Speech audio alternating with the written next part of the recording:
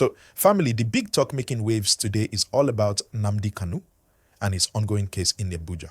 You know, the story keeps taking new turns every week, and this time it's coming straight from the United States, where his American lawyer, Bruce Fein, just made a bold move that's shaking the legal space again. Before we go too far, please remember to like this video right now and subscribe if you love hearing well-explained updates like this. It really helps a lot and keeps us bringing you real-time gist without missing a thing. Now, according to what's happening, Bruce Fein, who has been defending Nnamdi Kanu from the US, wrote a formal letter to Justice James Omotosho, the same judge handling Kanu's case at the Federal High Court in Abuja, asking him to dismiss all the charges completely.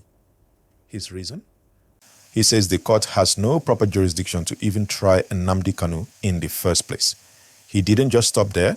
He said that the Nigerian government cannot benefit from what he described as its own wrongdoing.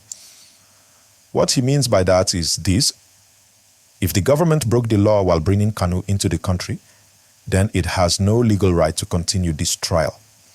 And if you've been following this case closely, you'll remember that Kanu was brought back from Kenya in 2021 under very controversial circumstances. Many human rights groups described it as an illegal arrest, or as lawyers say, extraordinary rendition. Please, if you are enjoying this gist so far, don't forget to hit that like button and subscribe to this channel. It's free and it helps the story reach more people. So, Bruce Fein in his letter went very deep.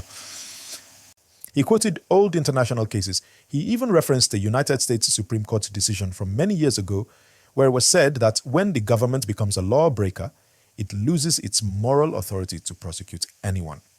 He said that since both the UN Working Group on Arbitrary Detention and the Kenyan court have already confirmed that the way Kanu was brought to Nigeria was illegal, then this entire case has no legal ground to stand on. Now, this is big because it means he's not just asking for bail or asking for time. He's asking for the whole case to be thrown out. And you know what? That's the kind of legal move that can change the direction of everything happening right now. If the court accepts his argument, it means the case could end just like that. But if the court refuses, then it means we are moving to another stage where Kanu will have to open his defense and call all the witnesses he listed. Talking about witnesses, not long ago, Kanu told the court that he plans to call 23 witnesses to testify for him. And these are not small names at all. Some of them are governors, some are ministers, some are security officials, even foreign witnesses from Kenya are part of the list. He said these people will help prove that he didn't do anything criminal and that what happened to him was against international law. Now, here's where the story gets even more interesting. During the last court sitting, Kanu refused to open his defense. He told the court clearly that there's no valid charge against him. He said, "I cannot defend what doesn't exist." That statement made the whole courtroom silent. The judge, Justice Omotosho, then said Kanu will be given a short period to get his case files and prepare. But he also warned that there will be no extra time beyond those few days. While all this is going on, the lawyer from the US is now warning that if the court keeps handling this case, knowing that the rendition was illegal, then even the judge could later be questioned internationally, maybe even at the International Criminal Court. You can imagine how serious that sounds. Now let's pause a bit. If you are following this story and you think this case might change something about how government and citizens relate in Nigeria, let me know your thoughts in the comments, and please don't forget to like this video and subscribe. We drop updates that explain things clearly and you don't want to miss the next one. So back to the gist. The trial has already been dragging for months because of issues like missing case files, lack of access to documents, and changes in Kanu's legal team. He's also been complaining that he doesn't get enough access to prepare his defense properly. That was part of the reason the case was adjourned again. You see, for a case like this, it's not just about Kanu himself. It's also about how Nigeria's legal system handles controversial political cases. Many lawyers are watching to see what decision Justice Omotosho will take. If he dismisses the case based on what Bruce Fein wrote, it could be a very strong message that the rule of law still stands. But if the case continues despite the arguments about jurisdiction, people will start asking questions like, is this about justice or politics? Now let's think about the bigger picture. This matter affects not only Kanu supporters but also everyone who cares about fairness and human rights in Nigeria. Because at the end of the day, when a government can go beyond the law to get someone, it raises the question, can that same government be trusted to follow the law in court? And if the law doesn't protect one person, how sure are we that it can protect the rest of us? Remember guys, hit that like button now and subscribe. Let's keep this conversation going because stories like these are shaping how people view justice in Nigeria and even outside the country. Now, according to legal experts who have spoken about cases like this in the past, the idea of extraordinary rendition automatically means the court has no power unless the person was lawfully brought before it. It's like if someone is kidnapped and then taken to court. The court must first ask, was this person legally arrested before anything else? That's exactly the argument Fein is making now. That the process is illegal from the start, so it should not continue. Some Nigerians, especially supporters of Kanu, believe this is the chance for the judiciary to redeem its image. They say if the court does what is right, it will prove that justice still means something. But others think the case should go on because they want the truth to come out in full. It's a divided conversation, and it's growing louder by the day. Please don't forget to subscribe if you haven't done that already, and give this video a like right now so YouTube can show it to more people following this story. Now, here's what we're watching for next.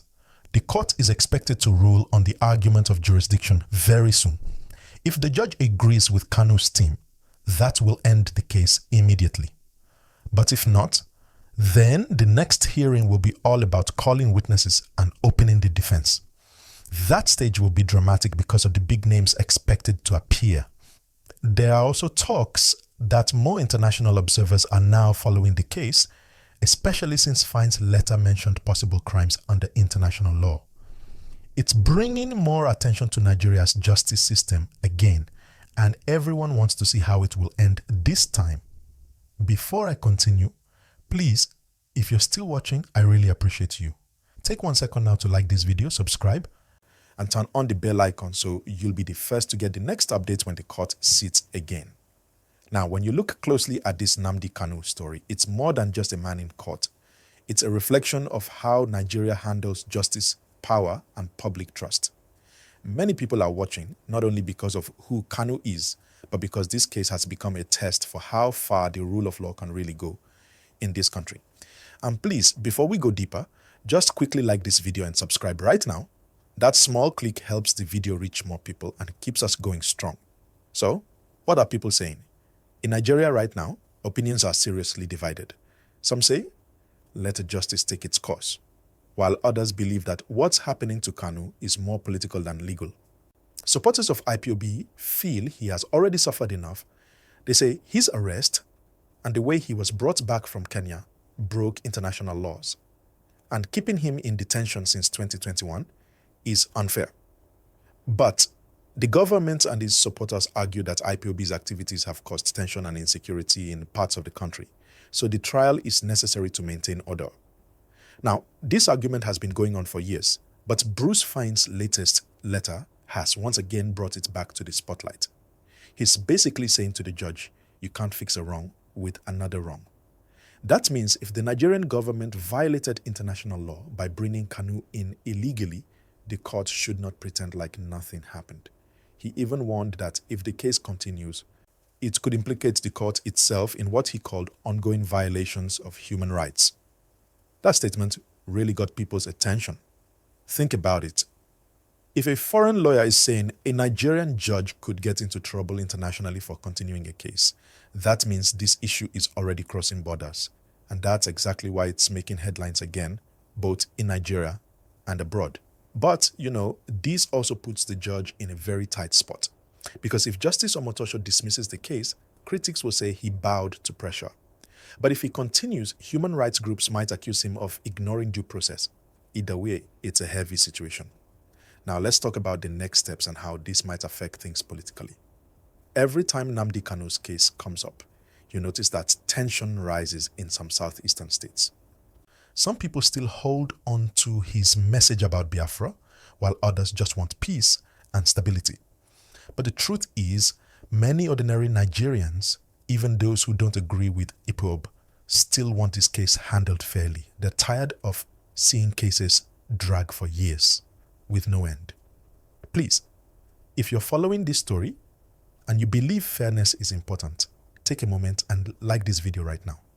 And make sure you subscribe too so you don't miss the next episode of this gist.